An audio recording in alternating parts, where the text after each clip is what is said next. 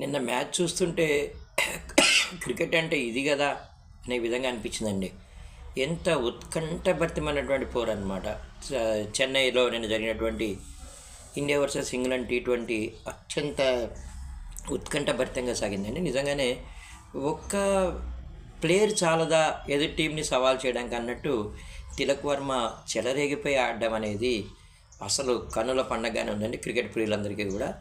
5 సిక్సర్లు, కళ్ళు చెదిరిపోయే సిక్సర్లు. ఒకవైపు వికెట్లు పడుతున్నప్పటికీ అతని ఏకాగ్రత ఏ మాత్రం కోల్పోకుండా, సో అతని పెర్ఫార్మెన్స్ మనం చూసాం. అప్పుడు దక్షిణాఫ్రికాతో ఆడినప్పుడు అనుకుంటా 2 సెంచరీలు సాధించాడు. సేమ్ అదే ఫామ్ కొనసాగిస్తూ ఆడినటువంటి ఒక బ్రహ్మాండమైన మ్యాచ్కి మన చెన్నై స్టేడియం అనేది వేదిక కావడం చాలా చాలా ఆనందం అనేది అనిపించిందండి. నిజంగానే ఇంగ్లాండ్ కూడా ఏ మాత్రం తీసిపోకుండానే ఆడిందండి. 166 రన్స్ చేయడం అనేది ఇట్స్ ఏ మ్యాక్సిమం. ఎందుకంటే దాదాపు 8 అబోవ్ రన్ రేట్ ఉంది. అయినా సరే టీమిండియా ఎలాంటి పోరాటాన్ని ఇచ్చిందో నిన్న మనం చూసామన్నమాట.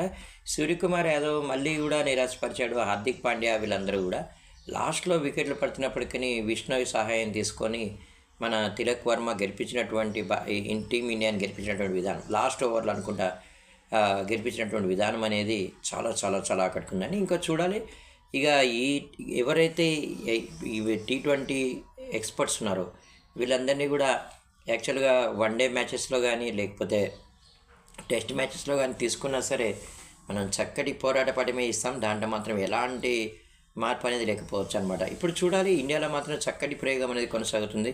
T20లో సూర్యకుమార్ యాదవ్ నేతృత్వంలో ఉన్నటువంటి ఒక టీం ఏదైతే ఉందో ఈ టీం అనేది సక్సెస్కి మారిపోయినట్టుంది. ఈరోజు చాలా పేపర్లలో ఈ ఫోటో అనేది చాలా చాలా ఆకట్టుకునే విధంగా ఉన్నది. ఇది ఫోటో ఆఫ్ ద మంత్ కావచ్చు, ఫోటో ఆఫ్ ద ఇయర్ కూడా కావచ్చు అనమాట. ఎంత ఎదిగినా ఒదిగే ఉండాలనే విధంగా ఉన్నటువంటి ఈ ఫోటో చూసినప్పుడు నాకైతే చాలా చాలా ఆనందం కలిగిందండి. మన కుర్రాల్లో ఉన్నటువంటి ప్రతిభకి జై హో భారత్.